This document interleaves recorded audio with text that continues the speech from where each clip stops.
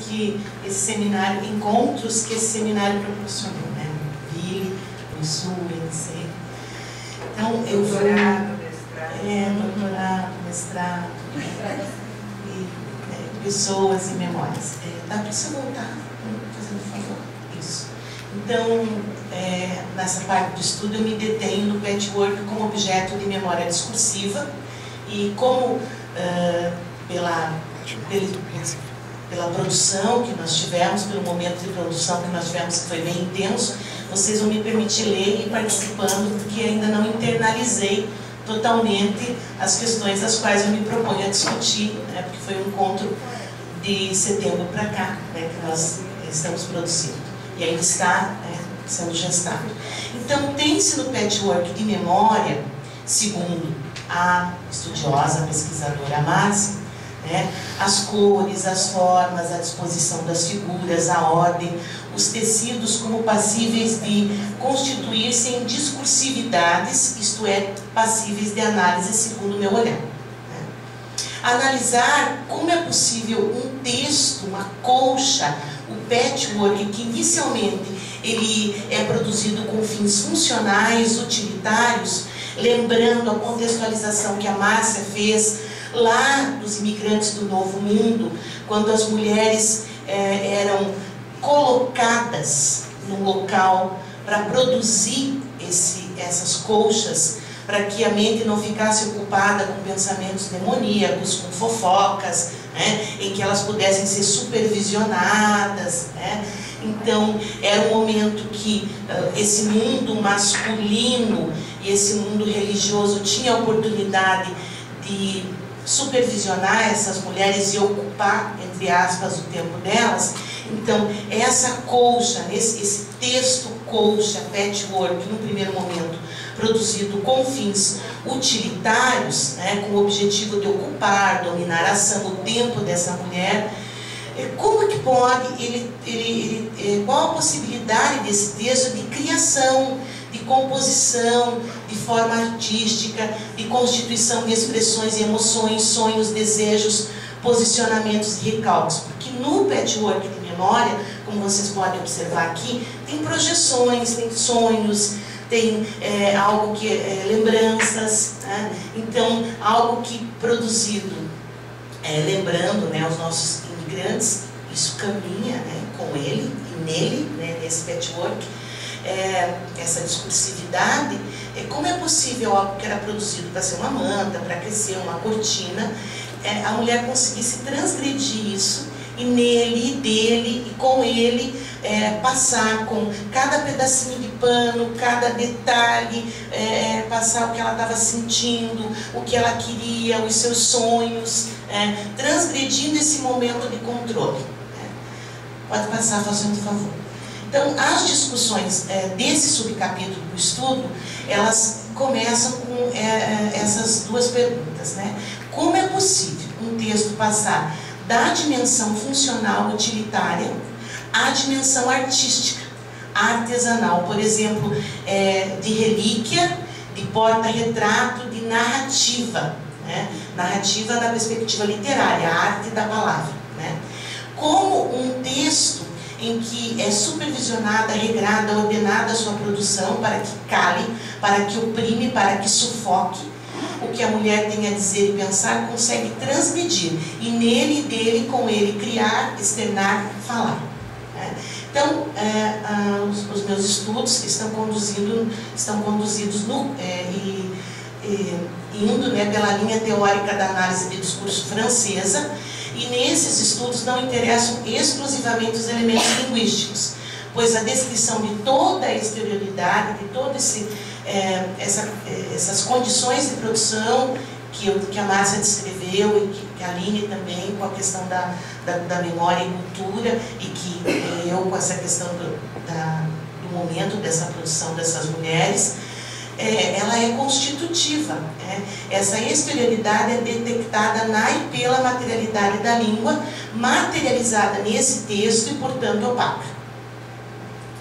A colcha patchwork de memória era produzida por várias mulheres em momentos diferentes, em épocas diferentes.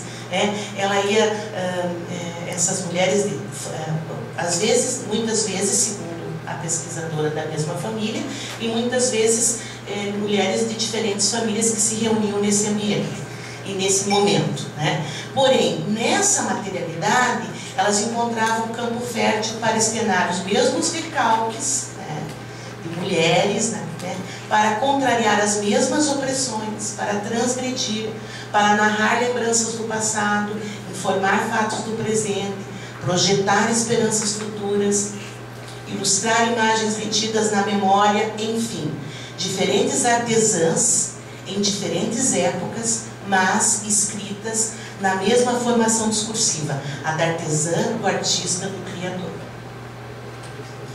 Então, já não tem-se aí apenas a confecção com fins utilitários, funcionais, e de certa forma parafrástica. Nas memórias, na transgressão, nas projeções, tem-se a possibilidade do diferente, da multiplicidade e dos sentidos do discurso, ou seja, da polissemia. Eu vou dar eu sinto muito, mas é que nós somos em 3, né? Então eu vou me permitir só uma avançadinha muito pequena. Então, tem-se a polissemia. Esse texto, patchwork de memória, ao possibilitar a expressão criativa pela intervenção do diferente no processo de produção da linguagem, permitindo, segundo Orlandi, o deslocamento das regras e fazendo resultar em movimentos que afetam os sujeitos e os sentidos na sua relação com a história e a língua.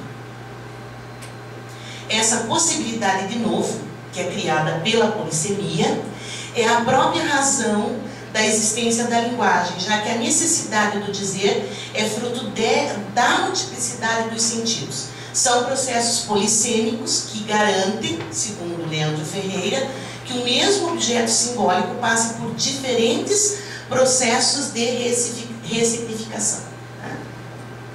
O patchwork de memória é o que eu chego, né, de algumas considerações aí, é resultado e resulta em 12 nos movimentos que essas mulheres, inscritas na posição sujeito-mulher doméstica, submissa, oprimida, presa, ao produzir o patchwork, inscrevam-se na posição sujeito, artista, artesã, livre, criadora, já que esse mesmo discurso passa por diferentes processos de ressignificação, mobilidade, transição, passagem, pulsação, permitida pela polissemia.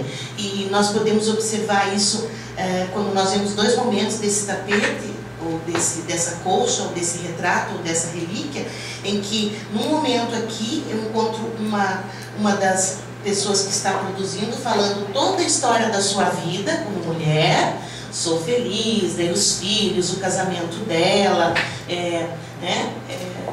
bem feminino mesmo, essa posição sujeito feminino. E aqui, né, já essa transgressão, né,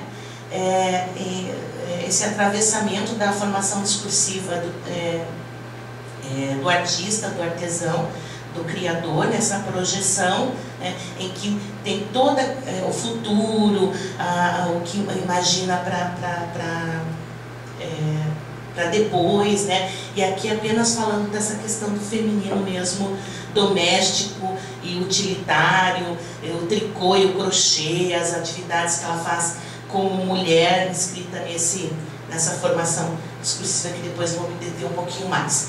Então, outro fator importante ao considerar a abordagem discursiva da arte, que é o segundo exemplo ali, é o fato de que cada artista é um sujeito marcado pela história ideológica e socialmente e assume uma posição no interior de uma formação discursiva, no caso a arte.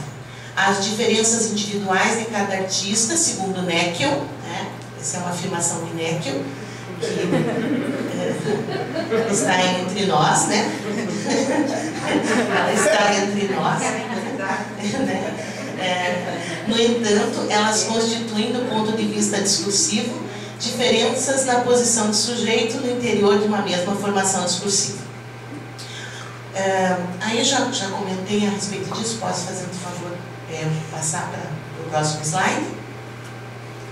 Tem-se no texto patchwork de memória a formação discursiva dominante, advinda do discurso artístico, fortemente atravessado pela formação discursiva advinda do discurso autoritário, assim como do religioso, ou seja, essa mulher subserviente, sem voz e sem vez, uma posição sujeita ao qual ela reproduz um saber já conhecido e esperado pelos que iriam ver, ler, usar esse patchwork, para manter essa mulher em contínuo e permanente estado de controle, uma atitude de submissão e conformação do discurso proposto. Pode passar para o último, só para mais último, mais nada. Aí. Então, nesse momento do estudo, não foi objetivo extrair o conteúdo dessa produção, e sim parar na sua materialidade discursiva para compreender como os sentidos e os sujeitos nele se constituem e aos seus interlocutores como efeitos de sentidos filiados a redes de significação, né? Baseado, essa afirmação é possível segundo Orlandi. Muito obrigada. E isso certamente estará depois disponível. Coleguinhas, nós três as palmas. As palmas têm que ser para nós três. Agora nós três.